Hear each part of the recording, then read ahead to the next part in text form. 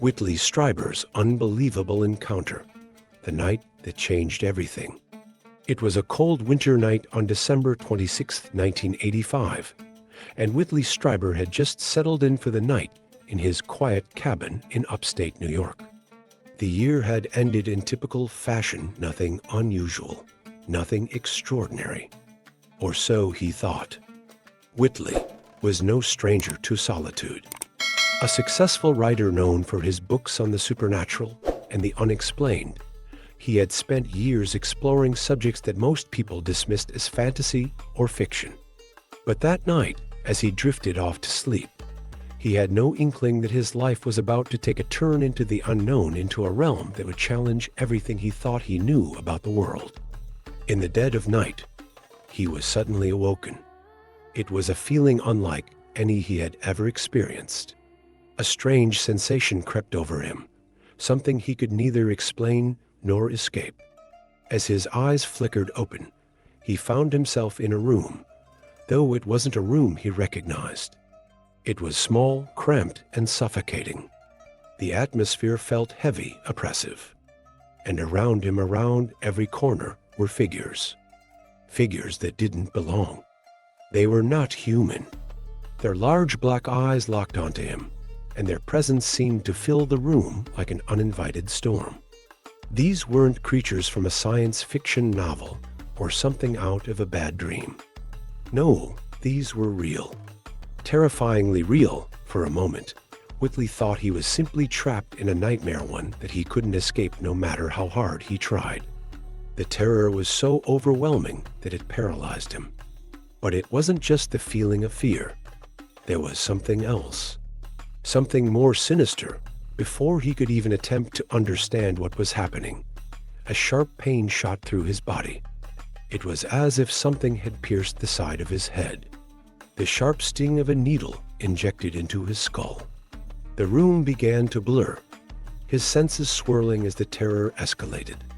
But it wasn't just the needle. It wasn't just the pain. There was something else, a sense of violation, of being manipulated in a way that felt inhuman. Then, something even worse happened. It wasn't just the needle. It wasn't just the chilling figures that surrounded him. Something happened that would haunt him for years to come. He felt himself being violated in the most personal way, something that felt so wrong, so alien to everything he knew about human experience.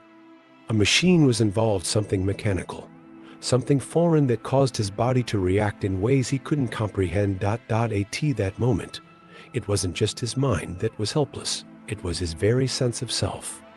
He couldn't move. He couldn't speak. He couldn't scream. It was as if the very core of who he was had been taken away. This wasn't a dream. It wasn't a hallucination. This was real. As real as the bed he would later wake up in, drenched in sweat and confusion. He didn't know it then, but that night would change his life forever, the morning after, realizing the unimaginable. The next morning, Whitley woke up in his bed. His mind was foggy, and his body felt off. But as the sun's rays streamed through the window, his first thought was disbelief. Was it a nightmare? Could it have been? The images of those creatures, their black eyes, their alien forms still haunted him. But surely, he thought, that couldn't have been real. He tried to shake it off, thinking he had just experienced an incredibly vivid dream. That is, until he checked his body. He had bruises. Strange, inexplicable marks that weren't there when he went to sleep the night before. His body felt different, aching, violated, as if something had happened to him that didn't belong in the world of reason. His mind raced, and his first instinct was to call his doctor. The diagnosis was disturbing: a lesion in his rectum. He was told it could have come from an injury, but the doctors couldn't explain how or why it was there. Whitley, now desperate for answers, turned to law enforcement, thinking he had been the victim of some bizarre and criminal assault. But the further he delved into the investigation, the more strange details he uncovered, details that no one seemed willing to explain. He remembered, in the fog of his thoughts, something else, something that would turn everything he thought he knew upside down. It was the owl.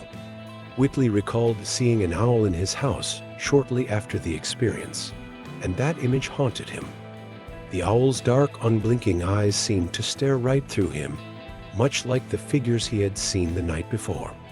The connection between the two seemed impossible to ignore. But how could that be? How could what he saw have been connected to those terrifying creatures?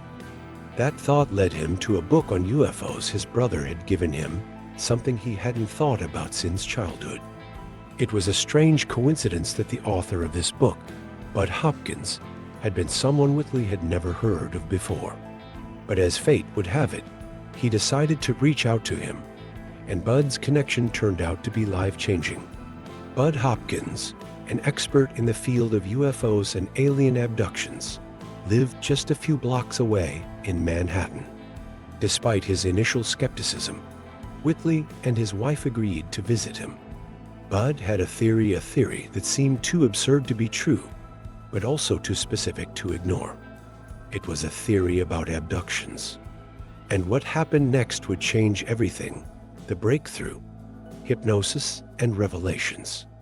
Whitley, still in denial about what had occurred, was convinced that he could find a rational explanation. But Bud Hopkins had other ideas. He recommended that Whitley undergo hypnosis to unlock the memories that he couldn't fully recall. Skeptical, but desperate, Whitley agreed to go through the hypnosis process. It was a decision that would forever alter his view of reality. At first, he was resistant to the idea, skeptical of the whole process. But when he met Dr. Donalyn Klein, a renowned forensic hypnotist in New York, his skepticism began to falter.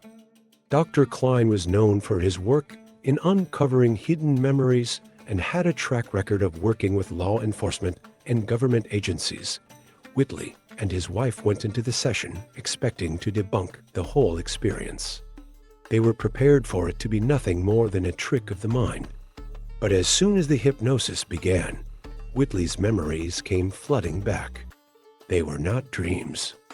They were real. The memories were vivid to ignore. The creatures, the sensations, the machine, and the pain. The realization was devastating. It wasn't just a nightmare, it had been an abduction. An encounter with extraterrestrial beings that was both shocking and terrifying. The aftermath, living with the truth. After the hypnosis session, Whitley came to a sobering conclusion. The beings he had encountered were real. They weren't part of a vivid dream or a hoax. His life had been forever altered by the knowledge that extraterrestrials were out there, and they had been in his home. As the weeks passed, Whitley's mind raced with questions. What did this mean? Why had it happened to him? Why was he chosen? These were questions that would linger with him for years, as he struggled to reconcile his ordinary life with the extraordinary truth he had uncovered. But even as the reality of the situation set in, Whitley was determined not to let fear control him. He refused to run away from the truth. Instead, he began to dig deeper. He visited a cabin in upstate New York with his family, the place where the abduction had started. It was there, in the quiet woods, that Whitley began to make his own efforts to reconnect with the beings who had visited him. A new kind of relationship. Understanding the visitors. Whitley's journey didn't end there. Over the next few years, he continued to have strange and unexplainable experiences. He would hear footsteps on his porch, see strange marks in the snow, and feel a presence that he couldn't explain. Eventually, he began spending more time in the woods, meditating and seeking out the beings he had once feared. It was there that he started to understand more about them. The beings he discovered weren't the monsters his mind had initially imagined. They were intelligent, and their presence wasn't meant to harm him, but to communicate something far deeper. As Whitley meditated in the woods, he began to feel a connection with them, one that wasn't based on fear, but on a shared understanding of the universe and humanity's place within it. a change in perception, writing communion, and the fourth mind. Years later, Whitley Strieber's experience would become the cornerstone of his best-selling book, Communion. This book, published in 1987, would change the world's view of extraterrestrial encounters. Strieber's candid and personal account of his abduction experience resonated with readers worldwide, and it quickly became a classic in the field of UFO research. As the years passed, Whitley would continue to explore the mysteries of the unknown. His latest work, The Fourth Mind, delves deeper into the concept of consciousness, telepathy, and our relationship with beings from other worlds. Through these experiences, he has come to understand that humanity's journey is far from over, and the truth about extraterrestrial life may be more complex than anyone could have ever imagined. Whitley Strieber's story is not just one of encounter and fear, it is a journey of understanding and awakening. From that cold winter night in 1985 to the present day, his experiences have taught him that the universe is far stranger and far more beautiful than we ever thought possible. And for Whitley, the journey has only just begun. Whitley Strieber, A Journey into the Unknown.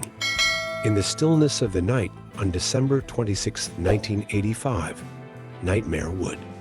At that time, Strieber was not someone who thought much about aliens, UFOs.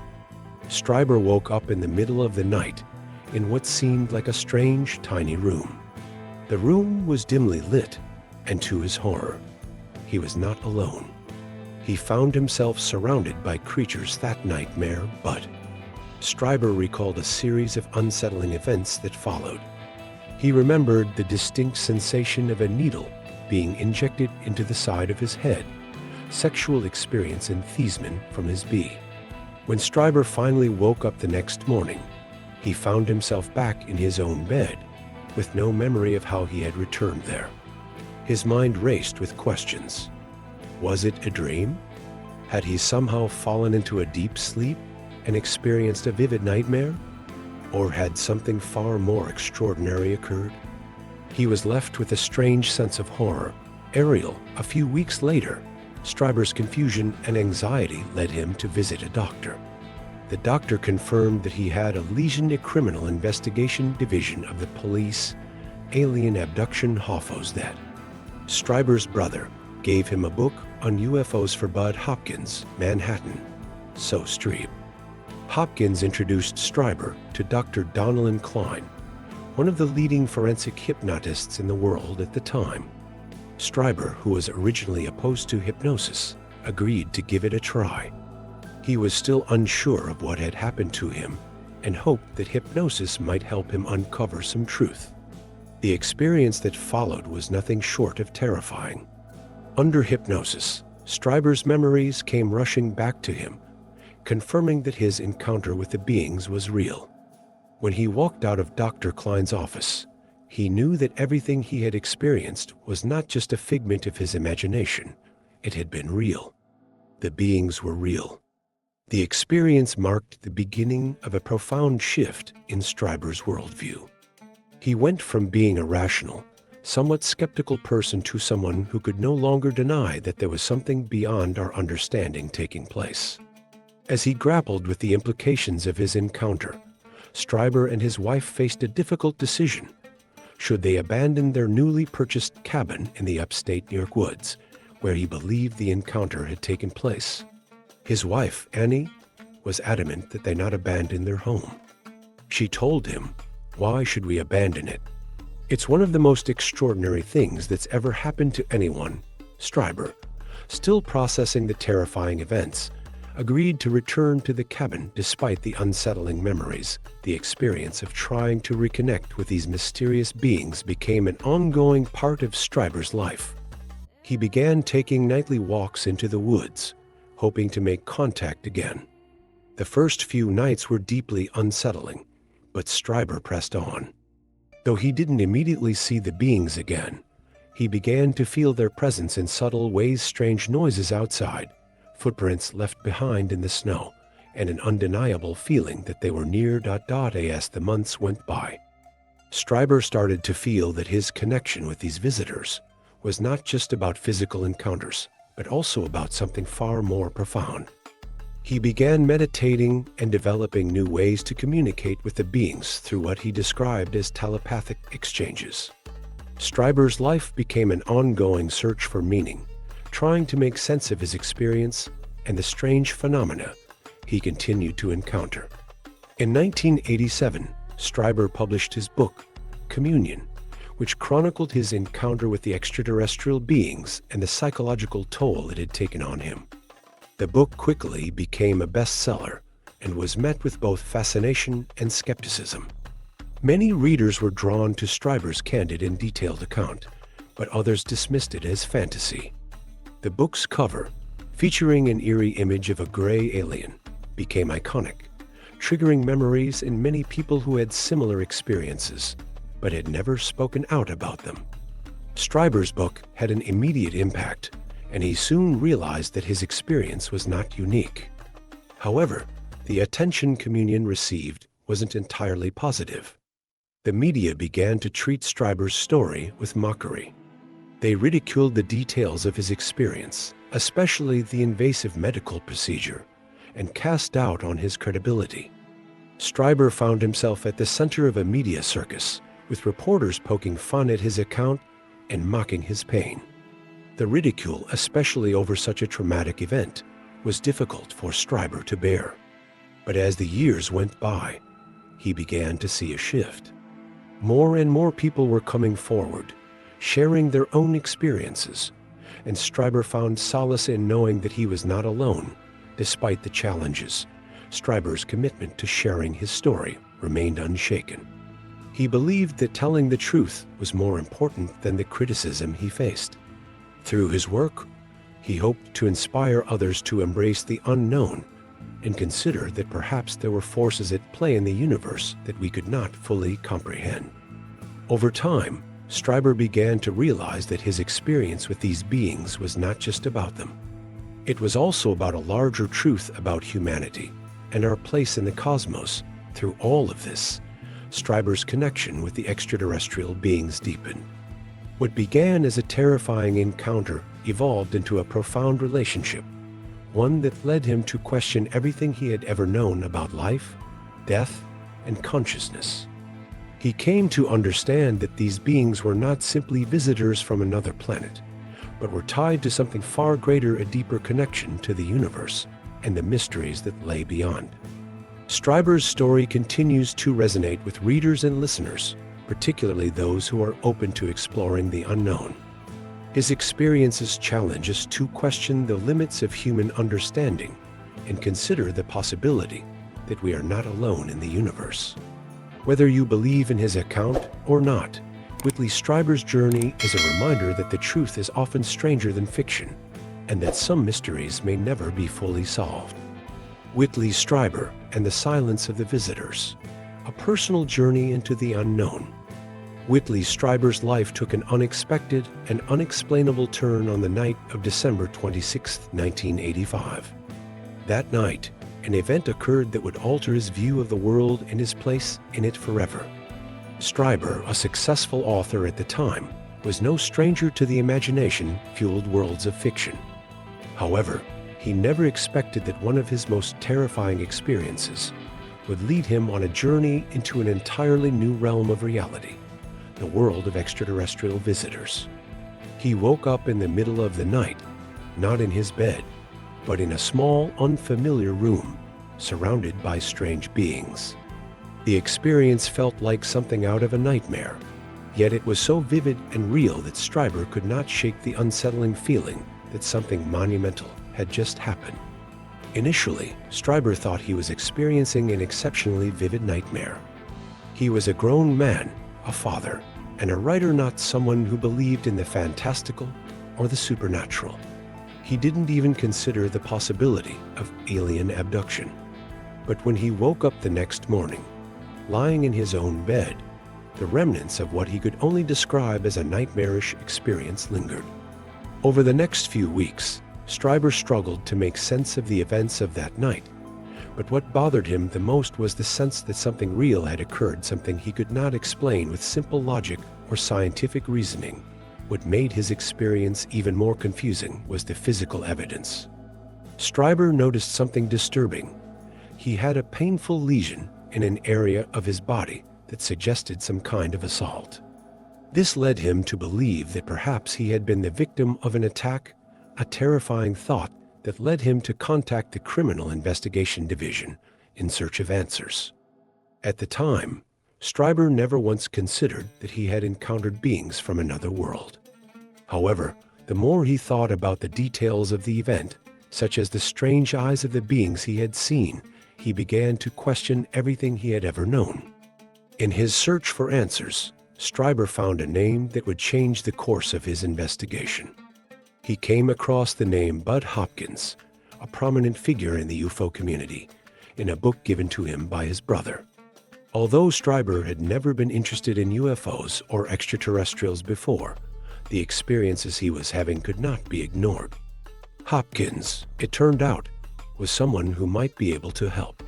Strieber contacted him and eventually found himself visiting Hopkins in Manhattan. Although he was skeptical, Strieber agreed to undergo hypnosis, thinking it would be nothing more than an exercise in exploration. The idea of hypnosis did not sit well with Strieber at first. He was a man of logic and reason, a writer who valued intellectual rigor, not someone who readily embraced unconventional methods. But when Hopkins introduced him to Dr. Don Klein, one of the world's leading forensic hypnotists at the time, Strieber agreed to give it a try. At this point, Strieber's skepticism still remained. He didn't believe in the supernatural, much less extraterrestrial life. However, once the hypnosis session began, everything changed. Strieber, still unsure of what he was about to experience, found himself reliving the terrifying events from that night. Under hypnosis, he vividly remembered being taken by beings with large, black eyes, beings who had done things to his body that he couldn't explain. These beings didn't speak to him, but there was an undeniable connection. In that moment, Strieber realized that this wasn't just a dream or a series of hallucinations. This was a real experience. The hypnosis tapes from this session are still available online, and Strieber has made them publicly accessible through his website, unknowncountry.com. These tapes serve as a chilling reminder of the moment when Strieber's worldview began to shift. It was no longer just about a strange, inexplicable dream. It was about something far more profound and real than he had ever imagined.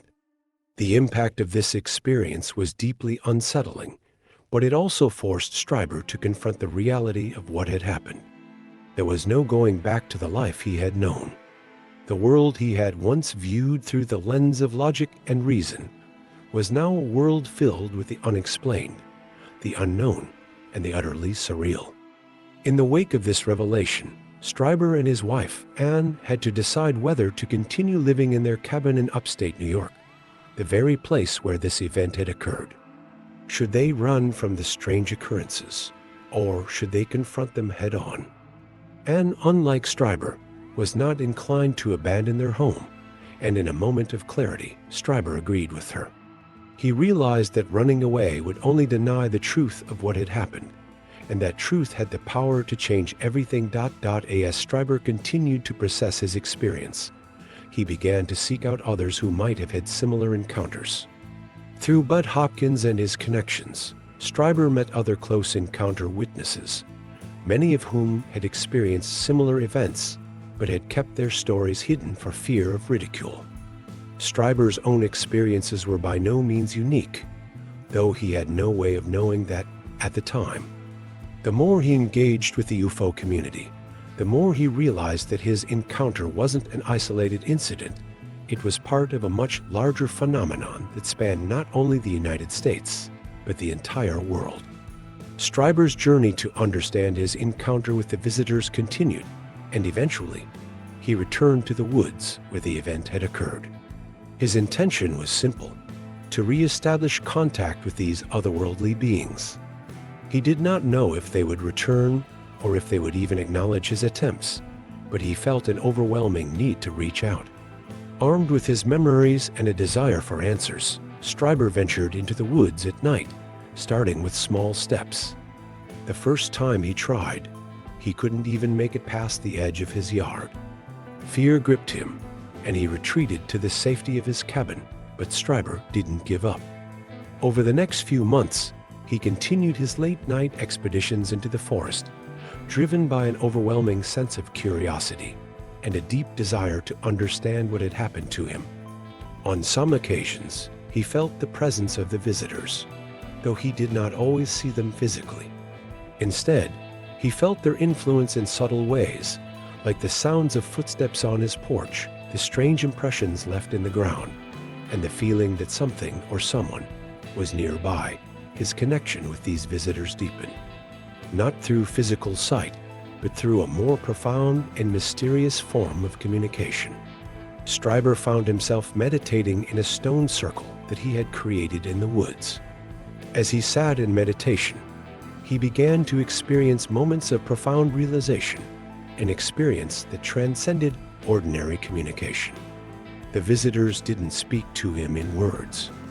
Instead, their messages came through a sort of telepathic communication that felt like realizations pouring into his mind. One night, in February 1988, Strieber ventured into the woods again, hoping for a deeper connection. As he approached the area where the encounter had occurred, he heard three distinct sounds that he instantly recognized, the familiar calls of the visitors. These sounds were not like anything he had ever heard before, and they resonated with him on a deep emotional level. Strieber knew without a doubt that the visitors had come for him. He made his way into the woods, but just as he was about to meet them face to face, an inner voice stopped him in his tracks. This voice, which he described as telepathic in nature, told him not to go any further. The voice warned him that he was not prepared to meet them alone. Strieber turned back and returned to the cabin, but as he touched the door handle, something strange happened. A series of three cries echoed from the woods above him. These sounds, which he described as deeply emotional and perfect in tone, shook him to his core. He knew that this was not a random occurrence. It was a message from the visitors, one that would stay with him for the rest of his life. As Strieber entered the cabin, he felt an invisible presence that seemed to be everywhere, an energy that was tangible and unmistakable. His wife, Anne, and their son also felt it. The visitors, Strieber realized, were not just physical beings. They existed in a realm beyond the physical, where they could communicate and influence the world in ways that were beyond human comprehension. For Strieber, the journey didn't end with that encounter. It only marked the beginning of a deeper exploration into the nature of his relationship with the visitors. In his later works, Strieber began to explore the idea that these beings were not just extraterrestrials in the traditional sense. They were something much more complex, beings who could interact with humanity on a level that was far beyond anything Strieber had ever known. They were part of a larger cosmic tapestry, one that he had only just begun to understand. Through his writing, his interviews, and his ongoing experiences, Strieber has shared his personal journey with the world. His accounts have led to new understandings of consciousness, communication, and the nature of existence itself. Strieber's journey into the unknown has shown him, and those who read his work, that there is much more to the universe than what we see with our eyes. The visitors, he believes, are just one part of a much larger mystery that humanity is only beginning to uncover. Whitley Strieber's journey back to the forest, a search for answers and connection. It was a cold, crisp evening in the winter of 1987, when 1985 had upstate New York. As a man who had lived a rather typical life, Strieber had always been skeptical of the paranormal. He was an author, an ordinary person by most standards. But that night changed everything, pushing him into the strange world of UFOs and extraterrestrial encounters. Now, a year later, he felt compelled to revisit the very location where the events occurred, hoping to make sense of his terrifying experience. Strieber had never believed in aliens before that fateful night, but something deep inside him had changed. It was no longer a question of belief, it was a question of understanding, of knowing what had really happened. For a while, Strieber wrestled with the idea of going back. His wife, Anne, wasn't convinced that revisiting the cabin was the right thing to do. She was afraid too, but at the same time, she had always been supportive. They had purchased the cabin just months before his terrifying encounter, and now, after that night, Strieber couldn't shake the idea that somehow there was more to this than just a nightmare. As time passed, the memories of the event became clearer, and something in his mind told him that he needed to go back. He wasn't sure what he would find or whether it would even help, but he had to try. Strieber had been seeking out answers through books and experts in the UFO community. Bud Hopkins, an artist-turned-UFO researcher, was one of the first to reach out to him. Hopkins was known for his work with individuals who had experienced similar encounters, and his interest in Strieber's story only added to the growing feeling that Strieber wasn't alone in his experience.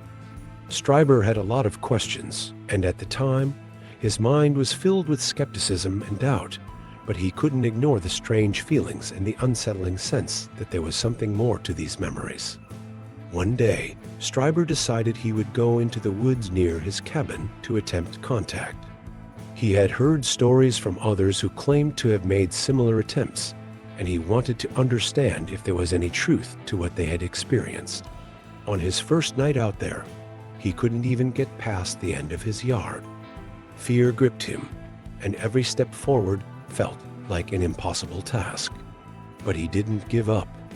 Over the following months, Strieber continued to venture into the woods, hoping for a sign, hoping for some kind of confirmation that he wasn't losing his mind. One of the most memorable nights occurred when Strieber took a more intentional step to connect with the beings he believed had abducted him. He decided to create a stone circle in the woods, a place where he could meditate and focus his thoughts on what he was trying to accomplish. This wasn't a typical meditation, it was a way for him to reach out, to open his mind to the unknown. Something in his gut told him that the visitors, the beings he had encountered, would respond if he showed them he was willing to make the effort. He wasn't entirely sure what he would encounter, but he knew he had to try. After weeks of this ritual, the strangest thing happened. On a cold, clear morning, Strieber heard a series of loud noises coming from the woods. It sounded like the horn of a chauffeur, a sharp, distinct sound. He immediately knew, without a doubt, that this was no ordinary noise. His heart raced. This was it. They had come. He had been hoping for this moment, but now that it was here, he felt a rush of excitement and fear. He threw on his slippers and robe, rushed out into the snow-covered yard, and walked up the hill toward the sound. As Strieber reached the woods, his breath fogged in the frigid air. He was both terrified and exhilarated. There, through the trees, he saw a dark figure in the distance. Strieber knew it was them. He had seen them before, these beings with their dark eyes and strange presence. But just as he was about to walk closer, a telepathic voice stopped him. It wasn't like hearing words in his head. It was more like an understanding, a realization that came to him all at once. The voice urged him to wait, to not go alone. It was as though they were communicating that he wasn't ready to meet them just yet. He turned back, his mind still buzzing with the intensity of the moment. Later that day, Strieber reflected on the strange experience. It was the first real confirmation he had that these beings were not just a figment of his imagination. His fear, which had paralyzed him earlier, was replaced with a sense of connection, a connection to something far beyond human understanding. He wasn't sure what this meant for him, but he knew he had to continue. He couldn't stop now, not after everything he had learned. The visitors had come to him once, and he believed they would come again if he kept trying. In the months that followed, Strieber began to see more signs that the visitors were near. Footsteps were heard on the porch of his cabin, and strange holes appeared in the ground around the property, as if something had been moving just above the Earth's surface. These strange occurrences were enough to keep Strieber on edge, but they also served as a reminder that he wasn't alone. There was something out there, and he wasn't sure whether it was something good or something dangerous. But what he did know was that he was more connected to this mystery than he had ever imagined. As time passed, Strieber's efforts to make contact with the visitors became a central part of his life. He started going deeper into the woods, seeking out the same place where he believed the initial abduction took place. This wasn't just about curiosity anymore. It was a need to understand, to find closure, to make sense of the unexplained events that had altered the course of his life. It was a personal journey that required not only physical effort, but also a deep emotional and spiritual commitment. His wife, Anne, had always been supportive of him throughout this journey, even when the situation seemed far beyond reason. She didn't understand what had happened, but she understood that he needed to find peace. There were moments when she, too, had questioned the reality of what he had experienced, but Anne had always encouraged him to pursue his own truth. This bond between them was something that would sustain him through the hardest times, especially as the years went by and the world continued to change. Though Strieber didn't have the answers he sought in the beginning, his journey eventually led him to deeper realizations. He realized that the visitors, whatever they were, weren't necessarily coming to harm humanity. Rather, they were offering a new perspective on existence, on the nature of consciousness, and on the mystery of life beyond death. This wasn't a simple alien encounter. It was an exploration of humanity's place in the universe.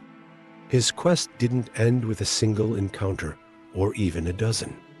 It became a lifelong search for understanding, one that would stretch well beyond the forests of upstate New York.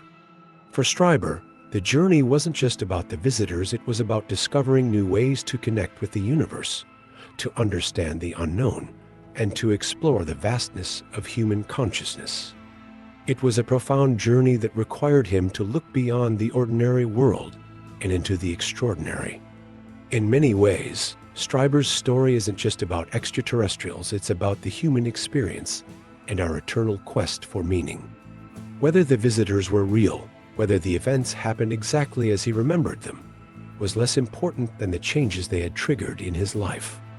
Strieber had come to realize that some mysteries were meant to remain unsolved, and perhaps that was the most important lesson of all. So, as he continues to look for answers, Whitley Strieber knows that his journey isn't just about meeting the visitors again. It's about understanding what it means to be truly connected to the universe, to explore the mysteries of life and death, and to live with the knowledge that there is always more beyond what we can see. The journey of Whitley Strieber, a quest for understanding extraterrestrial encounters. Whitley Strieber's life changed forever on the night of December 26, 1985. For most people, that date would be just another cold winter night, but for Whitley, it marked the beginning of a series of events that would lead him to question everything he had ever believed about the world and his place in it. What began as an ordinary night turned into an extraordinary experience that would become the cornerstone of his book, Communion, and a story that still captivates audiences today.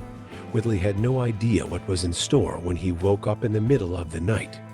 He found himself in a small room, surrounded by strange and terrifying creatures that, at first, seemed like the stuff of nightmares. Their black eyes and eerie presence filled the room, and for a moment, Whitley thought he was simply trapped in a vivid dream. But this wasn't a dream. It was something much more real, something far beyond his understanding. In that moment, Whitley couldn't move. His body felt paralyzed, and his mind raced, struggling to comprehend what was happening to him. A needle was inserted into the side of his head, and a sensation like an assault on his body took place. It wasn't just physical. It was a terrifyingly invasive experience. He felt as though his very being was being violated by forces beyond his comprehension. The next morning, He woke up in his own bed with a profound sense that something was deeply wrong. His first thought was that he had just endured a nightmare so vivid it felt real. But the feeling lingered. There was something more to this experience than just a bad dream. Strieber's doctor confirmed that there was an unusual physical injury. A lesion was found in his rectum, further compounding his confusion. Whitley tried to make sense of the situation by calling the Criminal Investigation Division, suspecting he had been attacked. He couldn't shake the feeling that something deeply unsettling had happened to him, but the idea of extraterrestrials had never crossed his mind.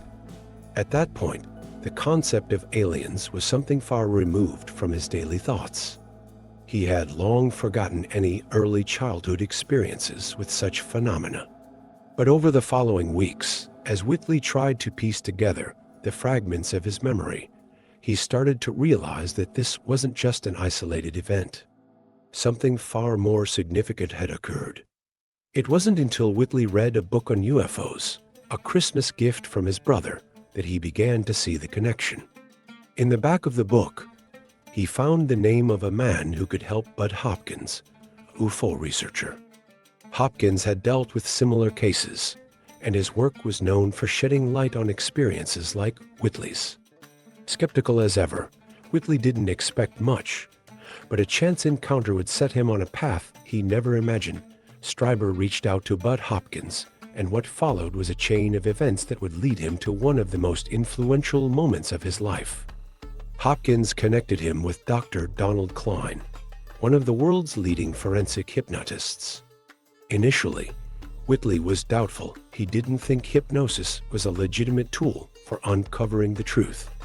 However, his skepticism was about to be shattered in ways he couldn't have prepared for. Dr. Klein's hypnosis revealed startling memories, some so vivid that they defied explanation. Through the hypnosis sessions, Whitley uncovered details of his abduction that he had blocked out of his mind. The memories were not just fragments of an ordinary night. They were vivid recollections of being in the presence of beings from another world. The experience, once only a nightmarish blur, became crystal clear. The creatures, the sensations, the physical assault, it all began to make sense. And with that clarity came an undeniable realization: they were real. The creatures Whitley had encountered weren't figments of his imagination. They were visitors from another place, another world. That single moment, when he walked out of Dr. Klein's office, forever changed his life. But for Whitley, this newfound understanding wasn't an easy pill to swallow. He struggled with the overwhelming sense that he had been violated by forces beyond his control. He knew that sharing this experience with the world would be met with skepticism and ridicule. He had seen how the media and public reacted to similar stories. Laughter, disbelief, and mockery were typical responses. But despite the fear of judgment, he decided to share his story in the hopes that it would bring understanding to something that had deeply affected him. His book, Communion, was born out of that very decision. When Communion was first published in 1987, Whitley had no idea the level of impact it would have. The book became an instant sensation, selling copies across the United States. The cover of the book, with its eerie image of a creature with large black eyes, resonated with readers in a way that Whitley never expected. People from all walks of life reached out, sharing their own experiences of strange encounters with beings they couldn't explain. For the first time, Whitley realized he wasn't alone. There were others who had experienced similar phenomena, and they too were searching for answers. However, the book also sparked a backlash. The media, initially intrigued, soon turned hostile. Whitley became a subject of ridicule, with reporters mocking the details of his experience. They made light of the most traumatic aspects of his encounter, such as the invasive physical nature of his abduction. For years, the media laughed at his expense, and many people dismissed him as a deluded author chasing after attention. But through all of this, Whitley remained resolute. He knew what he had experienced, and no amount of mockery could take the truth away from him. What Whitley didn't know at the time was that the government and military were already aware of such encounters. Their response was a well-coordinated attempt to control the narrative. Whitley's story was just one piece of a larger, ongoing effort to hide the truth. The military's involvement in the UFO phenomenon, Strieber discovered, was far more extensive than he had ever imagined. The story that he had thought was uniquely his was, in fact, part of a much larger puzzle that the government had been working to keep hidden from the public. As time passed, Strieber began to understand that these visitors were not just alien beings from distant planets. They were part of a much larger, more complex reality. His experiences led him to believe that these visitors were not here to harm humanity, but rather to observe, interact, and maybe even guide. They were not the monstrous, hostile invaders many people imagined. They were part of a larger cosmic order that humans were only beginning to comprehend. But this realization brought even more questions to the forefront. Who were these visitors? What did they want? And why had they chosen to interact with him?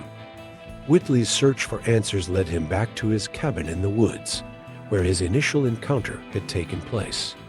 Despite the terrifying events he had gone through, Whitley felt a deep need to reconnect with the visitors. He believed that they were trying to communicate, and he needed to understand their message. Over time, he began to venture out into the woods at night, trying to establish a link with these beings. He even built a stone circle in an attempt to connect through meditation. The woods, once a place of fear, became a sanctuary for exploration. In the quiet of the woods, Whitley started to experience strange occurrences. He would hear footsteps on his porch, see odd marks in the ground, and occasionally catch glimpses of beings in the periphery of his vision. The more he tried to connect, the more the visitors seemed to reach out to him. Through these experiences, Whitley started to learn that these visitors were not physical beings like humans, but rather they existed in a way that defied human understanding. They could appear and disappear at will, often leaving only the faintest trace of their presence. This newfound connection brought Whitley to a place of deeper understanding. He began to realize that the visitors weren't just here to observe humanity. They were helping to usher in a new era of consciousness. They were pushing humanity toward a new understanding of what was possible, a new way of seeing the world and the universe. Whitley's own journey was no longer just about surviving an encounter with the unknown. It had become a quest to uncover the mysteries of the universe itself. Through his writings, Strieber shared his experiences and the knowledge he had gained over the years. His book, The Fourth Mind, explores this deepening connection, offering insights into the nature of consciousness, the human mind, and the visitors themselves. For Whitley, this wasn't just about telling his story, it was about trying to help others understand their own potential for growth and transformation. In his later years, Strieber's views on the visitors shifted. They were no longer just aliens or interdimensional beings. They had become a part of his life, something he worked with and understood in a way that most humans could not. His relationship with these beings had evolved into one of mutual respect and understanding. The visitors, once feared and misunderstood, were now seen as guides to a higher state of consciousness. For older generations, many of whom have lived through significant changes in science, technology, and society, Whitley's journey offers a glimpse into the unknown. It is a reminder that even in our later years, there is still much to learn, to discover, and to understand. Whether you believe in extraterrestrial encounters or not, Strieber's story is a testament to the power of seeking the truth, no matter how strange or difficult it may be to comprehend. As Whitley Strieber continues to share his experiences, the question remains, are we alone in the universe, or are we just beginning to understand the depths of what lies beyond our understanding? Whitley Strieber's life took a profound turn following his widely known encounters with what many refer to as the visitors, extraterrestrial beings that entered his life in 1985. But what many may not realize is that his story doesn't just involve strange creatures from other worlds. Over time, his experiences expanded beyond physical encounters, delving deep into the realms of the afterlife and spiritual connections. For Whitley, the boundaries between life and death became increasingly blurred, leading to a series of events that would challenge everything he thought he knew about existence. A particularly significant chapter in his journey began after the passing of his beloved wife, Anne, in 2015. Despite her physical death, Whitley began noticing something extraordinary. It wasn't long before he realized that Anne had left behind signs, deliberate and intentional signals meant to show him that life doesn't end with death. In fact, Anne seemed to have crossed over into another plane of existence, but she was still reaching out to him in ways that defied explanation. Whitley describes how Anne's presence remained with him, not just in memory, but in tangible, real ways. She manifested herself to him in the form of a white moth, a symbol that would appear at pivotal moments, offering him comfort and reassurance. It all started one afternoon when Whitley was speaking at a private conference in California. As the attendees gathered for lunch, a white moth appeared flitting around the table. At first, people just thought it was an odd but harmless occurrence. But then, as the day went on, the moth returned, this time appearing in the banquet hall where Whitley was giving a talk. It wasn't just a fleeting sighting. The moth circled around the room, drawing everyone's attention. Eventually, it settled on the head of Jeremy Vay, a podcaster who had been a longtime friend of Whitley's. The moth stayed for a few moments, then flew up and disappeared into the air, leaving the room in stunned silence. Whitley, this wasn't just a coincidence.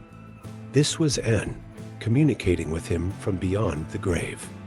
The moth became a spiritual messenger, a tool Anne used to show Whitley that she had not left him, but had, in fact, found a way to remain close. This experience wasn't an isolated one. Throughout the following months, Whitley began to notice more signs, small, seemingly insignificant occurrences that spoke volumes to him. Whether it was a flicker of light in a room or a subtle shift in the air, these moments became a lifeline for Whitley as he navigated the world without his wife. But perhaps the most significant and surreal experience came when Whitley found himself experiencing something akin to out-of-body or astral projection. One night, after being in deep meditation, Whitley found himself in a completely different reality. He wasn't just dreaming. He wasn't just imagining things. He was floating above his own body, gliding through space with no sense of fear or hesitation. As Whitley describes it, the feeling of weightlessness was liberating. For a brief moment, he experienced something that felt timeless, as though the rules of the physical world no longer applied. The experience was short-lived, but it left Whitley with an overwhelming sense of connection to something far greater than himself, an experience that defied all logic and explanation. This ability to step outside of his own body and access other dimensions became a recurring theme for Whitley. He wasn't the only one to witness this. His family, too, began to feel a strange presence in the house. It wasn't the kind of eerie feeling one might associate with ghosts or paranormal activity. It was more akin to the presence of loved ones who, while not physically there, were still somehow able to connect with the living. Whitley often spoke of this phenomenon in his writings, noting how it seemed to defy all conventional understanding of what happens when we die. What Whitley learned from these encounters is that the boundary between life and death might be much thinner than we think. Rather than thinking of death as an end, he began to see it as more of a transition.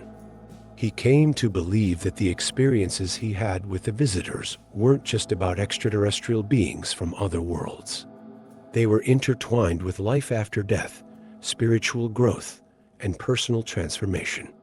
The visitors, as he calls them, were not just visitors from another planet. They were messengers, helping him understand that life continues in ways we cannot yet fully comprehend. For Whitley, These profound experiences led him to a deeper understanding of the human condition and our place in the universe. Through his experiences with Anne, the white moth, and the visitors, he came to realize that our consciousness or soul is not bound to our physical bodies. Instead, it exists in a far broader and more complex way than we are often led to believe. Life and death are not opposites, but rather part of a continuous cycle, a cycle that includes spiritual encounters, energy exchanges, and the timeless journey of the soul. This philosophy directly connects to some of the core messages Whitley shares in his work. He frequently writes about the idea that humans are in a state of amnesia about their past. He believes that humanity has lost touch with the deeper aspects of existence, including telepathy, spiritual communication, and other abilities that were once integral to human experience. The idea that we have lost our connection to the wider universe is a recurring theme in his writings. In his book, The Fourth Mind, Whitley goes into even greater detail about the potential for humanity to reconnect with these lost abilities. He speculates that, as we continue to evolve, we will gradually regain our lost capabilities, such as telepathy, and that this could be an important step in humanity's spiritual evolution. It's a compelling idea, especially for older generations who may feel disconnected from the rapidly changing world around them. The idea that we are on the verge of rediscovering lost spiritual abilities might be both comforting and hopeful. Whitley also touches on the broader societal implications of his experiences. For many, the concept of life after death can be a deeply personal and even troubling subject. But Whitley believes that embracing the idea that consciousness survives death can help us live more meaningfully in the present. The notion that our souls continue to exist and interact with us even after death can offer comfort to those who have lost loved ones. It reminds us that life does not simply end with the physical body. Instead, our relationships, our connections, and our spiritual growth continue, transcending time and space. In a society where aging can often feel like a time of physical decline or loss, Whitley's story offers a different perspective, one that highlights the continuity of the soul and the eternal nature of consciousness. His experiences suggest that death is not an end, but rather a new beginning, where the mind, body, and spirit are free to explore the universe in ways we can't fully comprehend.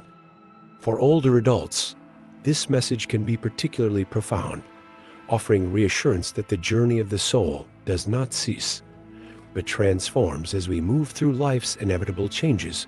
Whitley's belief in the interconnectedness of life, death, and the universe offers an optimistic view for the future. His journey with the visitors is not just about encountering extraterrestrial beings. It's about discovering the greater truths of existence, truths that might have been lost over time, but are waiting to be rediscovered. For those of us navigating the challenges of aging, it's a reminder that there is much more to the universe and to life than what we can see or understand with our limited physical senses. In the end, Whitley Strieber's story is not just one of UFO encounters or extraterrestrial visitors. It's a story of spiritual awakening, life beyond death, and the eternal journey of the soul, a journey that can offer wisdom, comfort, and hope for people of all ages, particularly those in their later years, who might be seeking deeper meaning and connection in the face of life's challenges. The Lost Civilization, rediscovering our ancient past. It's often said that history is written by the victors, but what about the stories left untold? The ones that don't make it into our history books or our classrooms? What if I told you that, beneath the surface of our world, there lies an ancient history, one of a civilization far older and more advanced than we ever imagined, a civilization that was destroyed in a cataclysmic event, leaving humanity with amnesia about its true origins? This is the story Whitley Strieber explores in his book, The Fourth Mind. It is a tale of discovery, of shocking revelations, and of profound questions about our past, our capabilities, and our place in the universe. Strieber, best known for his book Communion, where he shared his personal experience with alien visitors, delves into the ancient history of our planet, a history that stretches back far beyond what we've been taught to believe. A shocking cataclysm, the Younger Dryas impact. To understand what happened to this lost civilization, we must first look at an event that drastically altered the course of humanity's development. Around 12,000 years ago, a catastrophe struck Earth, one that would change the planet forever. This event, called the Younger Dryas, marks a time when the world plunged into an ice age almost overnight. But what caused this sudden shift? According to Strieber, the answers may lie in an impact event, a collision with debris from a supernova, or a comet that triggered widespread fires, floods, and a rapid cooling of the Earth's climate. Scientists have long known that impact craters exist around the world. But Strieber brings forward a more startling theory. This wasn't just an ordinary ice age. It was the result of cosmic debris striking Earth and the Sun, creating massive solar flares and environmental chaos. These impacts sent shockwaves through the planet, resulting in floods that drowned entire civilizations, wiping them off the face of the Earth. The evidence is scattered across the globe, from Carolina Bay's mysterious craters in the Carolinas to fossilized mammoths found frozen in Siberian ice, still with food in their mouths, preserved in a world suddenly changed by a cosmic event. For thousands of years, the world was a different place, with most of humanity's cities submerged under rising waters and engulfed by firestorms. It's not just a matter of ancient mythologies. The flood stories we hear from different cultures, from the Bible's Noah's Ark to similar tales from ancient Sumerians and Native American tribes, may be based on a real, global flood that washed away everything humanity once knew. The rise of a new civilization, survivors, and amnesia. As the Earth's environment slowly began to stabilize after the Younger Dryas, those who survived the cataclysm found themselves in a world vastly different from the one their ancestors had known. The survivors, scattered across the planet, were forced to rebuild.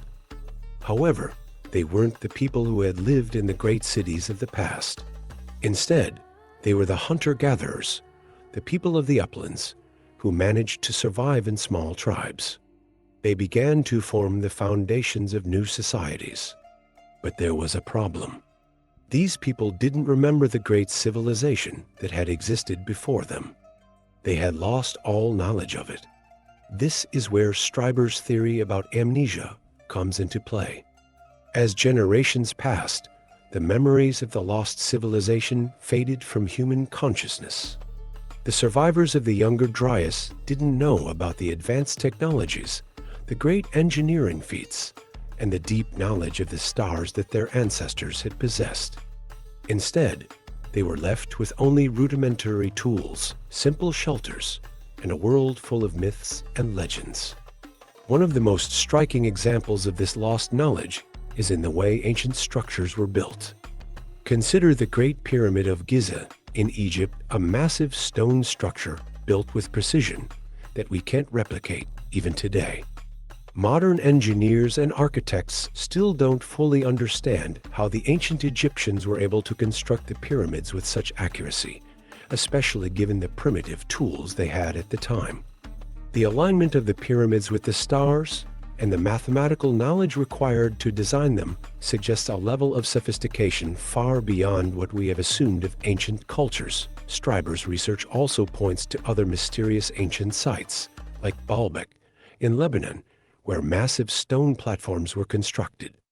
These platforms are so large and perfectly fitted that modern-day engineers are still baffled by how they were made. The stones used in these constructions weigh hundreds of tons, yet ancient civilizations apparently had no machinery capable of moving such massive blocks. This leads Strieber to question, could these ancient peoples have had knowledge and tools lost to time, or were they receiving assistance from beings beyond this world? What if some of this advanced knowledge came from a civilization that had existed before the cataclysm? The search for answers, uncovering the truth. As Strieber investigates this hidden history, He draws from various sources of ancient wisdom, archaeological findings, and his own personal experiences. What he finds is unsettling. It appears that the survivors of the Younger Dryas event had inherited a world without memory. Their knowledge of the past had been stripped away, and with it, their ability to comprehend the full potential of human achievement. But Strieber doesn't stop there. He also looks into the mysteries of telepathy and ancient technologies that seem to defy modern understanding. For instance, how did the ancient Egyptians know about certain astronomical phenomena? How did they align their pyramids so perfectly with the stars? And what did they understand about the nature of time and space? It is in these questions that Strieber uncovers a deeper, more profound connection between our ancient ancestors and the visitors he believes came to Earth long ago. He argues that the lost civilization may have had contact with extraterrestrial beings who shared their knowledge. Over time, however, this knowledge was hidden, forgotten, or deliberately erased from human consciousness. But Strieber believes that some of it still remains within us, buried deep in our collective memory. As Strieber explores these themes, he also touches upon the mystical experiences he has had in his own life, which often seem to tie into these larger questions about humanity's past. His experiences with alien encounters and telepathic communication have led him to believe that human beings have far more potential than we currently understand. He suggests that the capabilities of the human mind, like telepathy and even out-of-body experiences, were once common and could be recovered, a new understanding of our potential. What Strieber proposes is nothing short of revolutionary. He believes that humanity's lost knowledge, the knowledge of ancient civilizations, of advanced technologies, and of our true potential, is still within our grasp. All we need to do is rediscover it. Through meditation, telepathy, and perhaps even communication with extraterrestrial beings, Strieber believes that humanity can reconnect with its past and tap into the full potential of our minds. Moreover, Strieber suggests that we are on the brink of a profound transformation. As the world faces climate change, environmental collapse, and increasing societal challenges, the visitors, the extraterrestrial beings that Strieber has encountered, may play a key role in guiding humanity through this crisis. Far from being invaders, Strieber argues, these beings are more like guardians, helping humanity recover its lost knowledge and rediscover its place in the universe. As we move toward an uncertain future, Strieber's message is clear. We are not alone, and we are not powerless. The ancient civilizations that came before us may have been destroyed, but their knowledge and wisdom are not lost forever. By opening our minds to new possibilities, we can begin to uncover the secrets of our past and unlock the true potential of humanity's future, the legacy of the lost civilization. What happened to this ancient civilization? Why was it lost? And what lessons can we learn from it today? Strieber's exploration of these questions suggests that we have much to learn from the past. The ancient peoples who built the pyramids, the temples, and the megalithic structures that still stand today may have understood something about the nature of the universe that we have long forgotten. Their connection to the stars, to the earth, and to each other may hold the key to understanding our own place in the cosmos. In the end, Strieber's story is not just about alien encounters or lost civilizations. It is about rediscovering our true selves. It is about understanding the deep connection between mind, body, and spirit, and recognizing that we are not separate from the universe, but an integral part of it. As we stand on the brink of a new era, it is up to us to remember who we really are and to embrace the knowledge that has been hidden for so long. The ancient civilization may be gone, but the lessons it left behind about unity, about consciousness, and about the power of the mind are as relevant today as they were thousands of years ago. And in these lessons, we may find the key to saving not just our world, but our very souls. As I sat there, reflecting on the years of experiences, my mind wandered back to those quiet moments with my wife, Anne, before everything changed. It was in those moments that I realized something far beyond the ordinary was at play in my life. We used to talk about big things, profound things, and it was in one of those conversations that Anne spoke words that would stick with me forever. She said, "Each of us is all we have." I didn't fully understand it at the time, but as I look back now, those words have a depth that I had not appreciated then. It's a message that resonates with me in a way it never did before. Over the years, as I've worked through the memories of those strange encounters, the visits, and the unexplainable things that occurred, that message has stayed with me. I can't help but reflect on how little we really understand about the world we live in and the lives we lead. When I think about what we've lost, what has been stripped from us over time, it feels as if we've been in a kind of amnesia. The idea that humanity, in some distant past, may have had abilities we can no longer access is both fascinating and deeply humbling. I recall so many of the ancient texts, the stone monuments, the intricate structures from around the world, and the many pieces of history that simply do not make sense given our current understanding. The ancient Egyptians, for example, had a profound understanding of the human soul, something far beyond what we know today. Their beliefs in the journey of the soul, of ascending to something greater after death, seem to hint at an understanding of life that we have lost, only to be slowly rediscovered. As I sit with this thought, I can't help but think of the way we view death, and even life itself.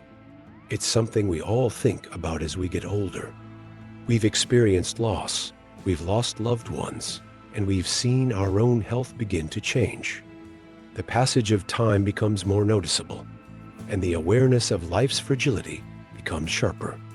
But Anne's words, "Each of us is all we have," keep coming back to me.